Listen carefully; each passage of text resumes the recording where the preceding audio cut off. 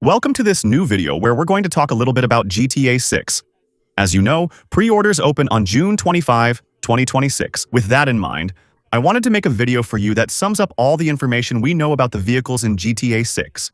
We're going to talk about the confirmed models, their driving, car customizations, and a whole bunch of other information closely or loosely related to driving. And cars in GTA 6, I hope you'll enjoy this video. If that's the case, as usual, I'm counting on you to leave a like. And just before we get into the heart of the matter, since I know that many of you will want to pre-order GTA 6, don't forget that you can get your games and GTA 6 cheaper through my instant gaming link, which will be under this video, in the description, and in a pinned comment. You can save several dozen euros on the purchase of the game by buying PlayStation or Xbox gift cards. Links are below this video. Thanks to everyone checking them out. Now, let's start this special GTA 6 vehicle video. Well, first of all, what you need to know is that the list of cars in GTA 6 is shaping up to be huge. At the time I'm making this video, more than 200 different vehicle models have been spotted. You'll find sports cars, muscle cars, family cars, pickups, motorcycles, trucks, land vehicles from all eras, inspired by the 60s, 70s, 80s, as well as much more modern years, but also aerial and maritime vehicles, helicopters, boats, planes, maybe even submarines. So already 200 car models confirmed, probably even more in the final game. Remember, GTA 5 was released with 250 cars. But with the GTA Online updates, the current list is 750 models. So there's a good chance that in GTA 6 at launch, before the first updates, we'll see several hundred more models compared to those already confirmed. We know that in GTA 6 we'll find some brands and car models that we've already seen in previous GTA games. But we know that Rockstar didn't just copy and paste them to re-import them into GTA 6. All the cars and models that are also present in GTA 5 have been completely redesigned. There are new headlights, new lighting, and more realistic materials. So by materials, I mean the look of the plastic, carbon, glass, the metals on the outside of the car, finishes that are much more detailed, and cars that are truly redesigned. Take for example the little Caracara, or the Banshee, which is an iconic model in GTA. You can see that they have different hood shapes in GTA 6, more detailed headlights, a slightly different design, and a much cleaner overall finish. So basically, we're going to see a lot of already known vehicles, but completely revamped. Rebuilt, completely redetailed, with really ultra-realistic designs. What I mean by that is that it's become pretty hard in GTA 6 to tell the difference between the cars in the game and the real cars they're inspired by. Of course, GTA 6 still won't have real brands or licensed cars, which is typical. However, Ferraris, Fords, and BMWs are still easy to spot. The similarities with real cars have really become obvious, much more than when GTA 5 came out. And that's true for both the exterior and the interior of the cars. Indeed, something that was a bit frustrating, I think, in GTA 5 is that, yes, there are 750 cars, but the vast majority of them reuse interiors from other cars, just copy-pasting cars that are already in the game. For GTA 6, apparently, that's over. All the cars will have at least unique interiors and different finishes, so completely different appearances from one another, completely redesigned with a particularly high level of detail for the interiors, both for the rendering of materials and for the small details of wear and tear. We could see, for example, fingerprints on the screens, dashboards and plastics worn by the sun, slightly discolored, steering wheels that are a bit worn as well, and armrests repaired with tape, for example. There is one thing about the interior of the cars that hasn't been officially confirmed yet, and that's the settings inside the vehicle. Some time ago, we saw a video where the developers interacted directly with it through a small menu that allowed you to adjust, for example, the position of the steering wheel, the height of the seat, and the angle of the sun visors. We don't know if this feature will be available in the game for more realism or more roleplay. It could easily be added through an interaction menu, like we have in GTA Online for a whole bunch of systems, but nothing confirms it for now. In any case, the cars will be highly customizable. There are already 2 car customization shops that have been confirmed. There will be Rideout Customs, which will be the equivalent of Los Santos Customs from GTA 5. So here, it will be all about the aesthetic and mechanical customization of the vehicle, like buying turbos, buying different bumpers, and another shop, Vice Vinyl, which will be a shop specializing in vinyl wraps, liveries, and custom stickers for your car. So there will be customization, and there will be a lot of it. And above all, there will be many more different customization styles than in GTA 5. There are a lot more details. GTA 6 doesn't need to envy racing games like Forza Horizon or Gran Turismo, since new features like adjustable wheel camber have already been shown. For those who want to make drift adjustments, this will be really useful. You'll be able to have custom tire sizes, custom suspensions, allowing you to lower the vehicle and create a lowrider style, but also allowing you to raise it up and end up with huge pickups, or even with massive wheels really inspired by monster trucks. So there will really be a lot of customization and a lot of different customization styles.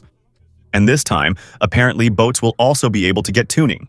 Indeed, we were able to spot in several scenes a workshop called Brian's Boat Works. Though not confirmed, we can expect this workshop will let us customize our boat and possibly improve both its performance and appearance, or its features, and maybe even the addition of hidden compartments that would be useful for certain activities in the game's open world, like smuggling some illegal goods. We also have damage that seems much more realistic. So, I hope we'll see vehicle exteriors with body damage and deformations similar to what we had in GTA 4. For me, that's really the best. For now, from what we've seen, let's say in terms of driving realism in GTA. Still, we've seen quite a few times in GTA 6 the same car models that are sometimes patched up with whatever's available, sometimes with body panels in different colors. You know, like there was a collision, and the person didn't have enough money to buy new parts. So they put on parts that came, for example, from a junkyard. Maybe we'll even have a system that lets us repair only certain parts of the car, or maybe we'll have to go repaint them at the Vice Vinyl Workshop, as explained earlier. That's something that wasn't really present in GTA 5, but it was a little bit there in GTA 4. Sometimes, we'd find old cars that were a bit worn out by time, and then, a few days later, we'd see their really modern equivalent, or at least one that was in really good condition. So it's interesting to steal the right car in the best possible condition. By the way, cars will apparently be harder to steal, since there are already 2 car theft systems that have been confirmed. There will be a basic tool that will let you open and start old cars without electronic protection systems. But there will also be a small device that you can plug into slightly more modern cars, which have modern anti-theft systems, through a kind of mini hacking game, like the ones you have in GTA 5 heists, which would let you unlock the car and drive it. So I hope this will be available for certain cars, the higher-end ones. But I hope it won't be there for all cars, because if we have to do a mini-game every time we steal a new car, knowing that in GTA we steal about 5 every minute, it's going to get pretty annoying. So apparently, there are several levels of security, which will probably depend on the specific model, knowing that the game will have a GPS jammer system to prevent tracking of stolen vehicles, probably for the higher-end cars, and that stolen cars won't be as easy to sell as in GTA 5. It's true that in GTA 5 you just had to go to a Los Santos custom, put a tracker on, and you became the owner of the car, and that was it. Apparently here, there will be a black market system, and a parallel market that will allow you to buy and sell stolen cars, obviously at lower prices. There's also talk that GTA 6 will have a hidden car system, kind of like in The Getaway, for example, or a bit like in GTA 4 to a lesser extent. That means places where you can find unique, rarer versions of cars already in the game. For example, remember the Sultan RS in GTA 4, or even hidden models found in just 1 or 2 places on the map. I think that's awesome. I really hope they'll have that, like in Driver 3, for example. I loved exploring the map to find the new hidden cars. As for driving, it's said that GTA 6 will be closer to GTA 4. And for me, that's excellent news because GTA 4, like I said earlier, I think had the best driving physics we've ever had. It was realistic, you could feel the weight of the cars, you could really feel the difference in performance. Currently, no one has played GTA 6 or given official feedback. However, from the various trailers, we can observe some details. By watching the way the cars react, you can still get the impression that they have more realistic, heavier, and more believable reactions. Cars that will wear out over time and will also get dirty. Indeed, the cars will react to the environment, they can accumulate dust and mud, which will make car washes really important, whereas honestly, they weren't very useful in previous GTA games. Cars will play a central role in gameplay, particularly through their trunks. That's one of the big new gameplay features in GTA 6, which doesn't just affect driving but really the game as a whole. Apparently, we can no longer carry all the weapons from our inventory.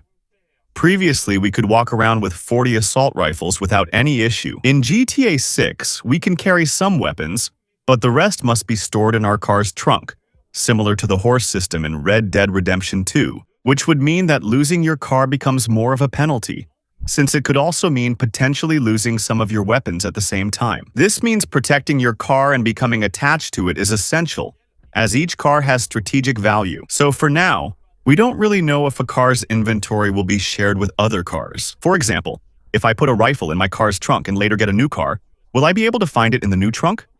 Do all cars have the same trunk size, or are there differences? With small trunks, you can only fit a pistol and rifle, while bigger trucks could hold something like an RPG.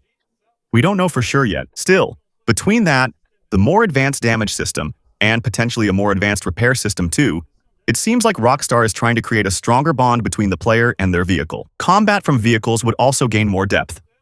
We see characters leaning out the window, passengers who can shoot with assault rifles, characters sitting in the back of pickups who can also defend themselves or attack, and a new shooting camera from inside the vehicle has also been spotted. This will be especially useful for future GTA 6 missions, since many more of them are expected to focus on vehicle use. We know there will be quite a few missions and heists inspired by real movie scenes or by other video games.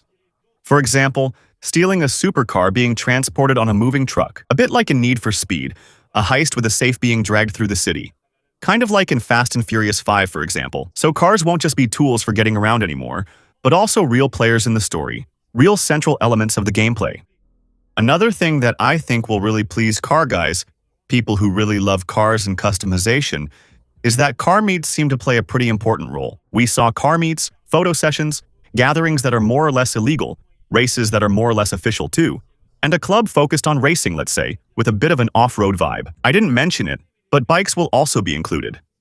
We saw small electric bikes available for rent that can be used with specific activities. We'll also find the traditional public transport network of GTA, including taxis, buses, tourist shuttles, the subway, and the train with a fully modeled interior, as well as much more dynamic and especially more unpredictable traffic and circulation. And that's probably the most impressive improvement, since the real goal is to make the open world feel more believable. We'll have traffic that now reacts to world events, like accidents blocking the road, detours, police roadblocks, and police chases. There are even bridges that can be raised to simply let boats pass underneath. Each trip is likely to be different, and we might all witness different events and totally different AI adaptations in our game's open world.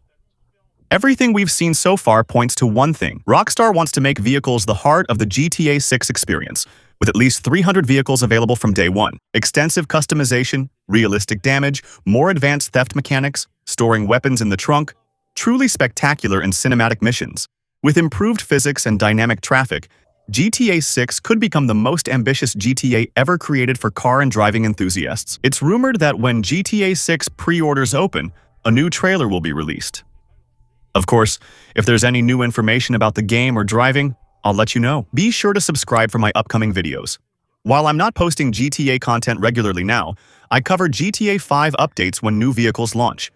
I'll be making plenty of content and closely following GTA 6. Make sure to subscribe, don't hesitate to leave a like on this video, and of course, feel free to let me know in the comments what you think about all the choices Rockstar has made for the upcoming cars. Are you excited for these new features? Or would you rather have something less realistic and more arcade-like GTA 5? Share your thoughts, and follow me on Twitch.